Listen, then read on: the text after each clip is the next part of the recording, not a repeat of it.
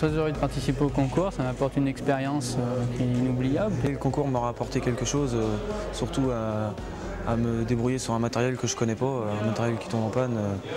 Comme ça, on n'est pas obligé de le connaître forcément sans avoir toute la documentation. Et puis on n'a rien à perdre, c'est totalement indépendant de l'examen, donc c'est une très bonne expérience. Je suis content d'avoir participé au concours général. C'est une bonne expérience, on en apprend autant que durant une année de bac pro, je pense, parce qu'on voit des machines différentes. On est en plus sur les 3 domaines de mécanique. Le concours général des métiers, c'est un bon entraînement pour passer le bac pro à la fin de l'année. La profession cherche la reconnaissance de nos métiers auprès du grand public. Nous participons activement à ce concours en tant que jury et en mettant à disposition des matériels de haute technologie.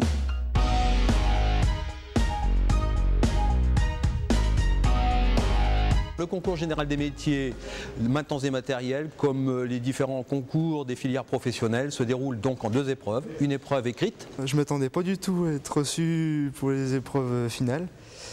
Les questions écrites étaient relativement difficiles et un sujet très long. À la suite de la correction de ces épreuves écrites, 9 candidats sont retenus. Et ils ont une épreuve pratique directement sur des matériels qui correspondent aux 3 options. Agricole, TP manutention et puis parc et jardin. Chaque candidat passe systématiquement sur tous les matériels. Les bases sont communes et la théorie, on apprend la théorie des 3 matières, donc il nous manque un peu de pratique dans les matières qui ne sont pas nos spécialités, mais les bases sont les mêmes, donc on y arrive. Même en étant spécialisé, on arrive à travailler sur les 3 domaines. Et la particularité, c'est qu'ils nous ont choisi déjà par rapport à nos compétences, mais qu'on arrive encore à en apprendre énormément. Et donc à la suite de l'évaluation menée à la fois par un binôme professeur éducation nationale et technicien, 3 lauréats sont retenus. Pour être venu au concours général, c'est déjà qu'on a au fond de nous la motivation de la mécanique, quoi.